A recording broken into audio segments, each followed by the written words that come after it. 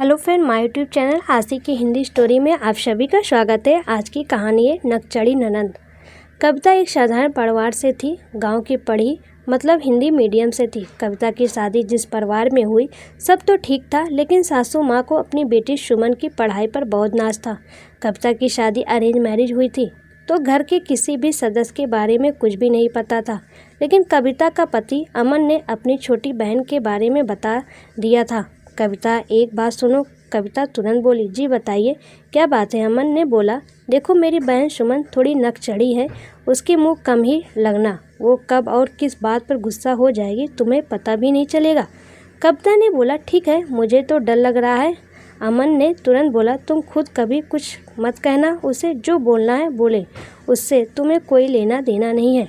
कविता को सुमन से डर लगने लगा। बेचारी कविता डर बस बोल ही नहीं पाती थी। एक दिन पढ़ाई से संबंधित कोई बात छिड़ गई तो सासू माँ ने बोला, अरे उससे कोई पार पाएगा? अरे मेरी सुमन साइंस से पढ़ी है, एमएससी की है। सुमन और अहंकार से सर ऊंचा करके बोलने लगी। तब तक अमन आ गया। अरे सुमन, पता है हम फेल हो गए और तुम पास हो गई थी, लेकिन हिंदी में सबसे ज़्यादा नंबर है। तो कविता के हाई स्कूल में भी इंटर में भी इतना सुनते ही सुमन को मानो क्या हो गया। सुमन तोड़ फोड़ करने लगी और अरे आज बीबी का नंबर दिख रहा है, हमने क्लास में टॉप किया था, वो भी साइंस से।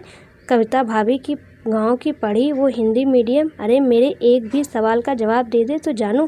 हद है, एक इंग्लिश मीडियम और एक हिंदी मीडियम से पढ़ी छात्रा को बराबर कैसे को मान सकता है? सबका अपना अपना क्षेत्र होता है। छोटी होने के नाते माँ पिता की दुलारी थी। अगर कविता और अमन शॉपिंग के लिए जाते तो पहले सुमन को तैयार करते थे, फिर जाते थे। सबसे पहले सुमन की शॉपिंग होती थी, फिर घर की बाकी के सदस्यों की शॉपिंग होती थी। सबको डर बना रहता था कि कहीं सुमन को बुरा ना लगे। लेकिन जब शादी ढूंढनी शुरू हुई तो पिता ने समझाया कि देखो, ये तुम्हारा मायका है, यहाँ पर हर कोई तुम्हारा सहता है, लेकिन क्या ससुराल में इस तरह कोई सहकर रह पाएगा? अपनी भाभी कविता को देखो, तुम इतना बोलती हो फिर भी अमन से कहकर तुम्हें हर जगह ले जाती है। अमन नहीं ले जाना चाहता क्योंकि उसे भी अपनी पत्नी के साथ अकेले में समय बिताने का हक है और वो चाहता भी है। क्या तुम भी इस तरह बर्दाश्त कर पाओगी? बेटी, अब अपने अंदर सुधार लाओ। अब वो वक्त आ गया है कि तुम अपनी माँ और भाभी से कुछ सीखो। हालांकि यह बात भी सुमन को बुरी लगी, लेकिन अपने कमरे में जाकर काफ़ी देर तक लेटी रही। कमरे से बाहर नहीं निकली तो माँ परेशान कि कविता ने कुछ कह दिया होगा। सासू माँ कविता के जाकर खूब खरी खोटी सुनाई।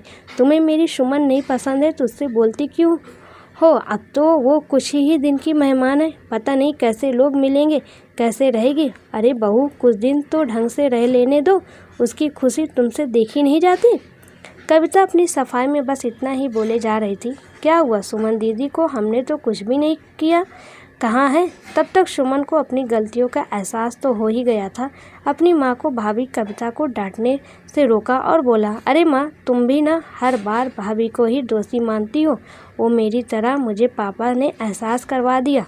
अब आज से ही मैं अपने अंदर बदलाव लाऊंगी। भाभी, मुझे माफ़ कर देना, मुझसे बहुत सारी गलतियां हुई हैं। दोनों एक दूसरे के गले लगकर रोने लगी और धीरे धीरे सुमन के अंदर काफ़ी बदलाव आया।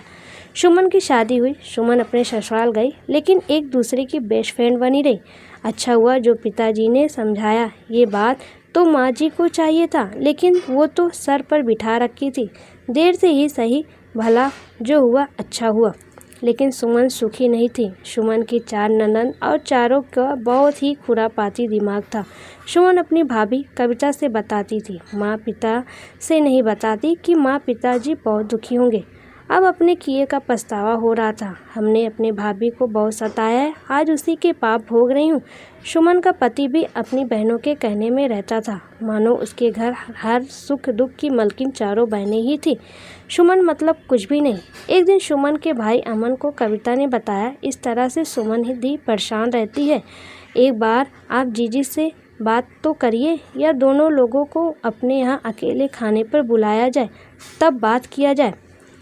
अमन गुस्सा हो गया। ये कैसे हो सकता है? उसकी 4 बहनों को भी बुलाना पड़ेगा, दिल से ना सही दिखावे के लिए ही बुलाना पड़ेगा।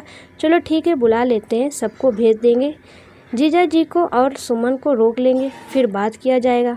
अमन ने फ़ोन किया, सुमन से पहले बात किया, फिर सुमन की सास से और बोल दिया कि आज खाने पर बुलाना चाह रही थी कविता, तो आपकी आज्ञा हो तो सब परिवार आ जाइए माँ जी। माँ जी ने तुरंत हाँ कर दिया। सब शाम को तैयार होकर पहुँचे। कविता खूब आओ भगत की, सभी लोग खूब खुश हो गए। अब जाने की बारी आई तो सासू माँ ने बोला, अरे सुमन चलोगी भी कि यहीं रहने का इरादा है? सुमन कुछ बोली नहीं, हल्की सी मुस्कान लिए खड़ी रही।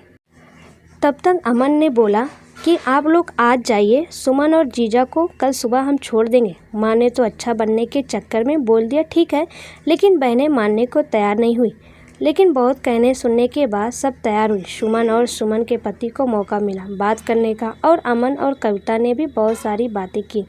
थोड़ी बहुत समझ में आया। सुमन ने बोला, यहाँ आप बोल रहे हैं दीदी के सामने बोलने की हिम्मत नहीं होती है। दुर्गेश को कुछ पता ही नहीं रहता था। दुर्गेश के सामने माँ बेटी बहुत ही प्यार से अमन के साथ पेश आती थी, इससे कभी आभास ही नहीं कर पाया। अब इतनी बड़ी बात ससुराल में गा के पता चला। थोड़ा क्रोध आया, लेकिन सब खत्म करके सुमन का साथ देने को राजी हुआ। सुमन का पति दुर्गेश ने बोला कि अब हमने बोल दिया ना कि मेरी जिम्मेदारी है, फिर तुम क्यों बोल रही हो?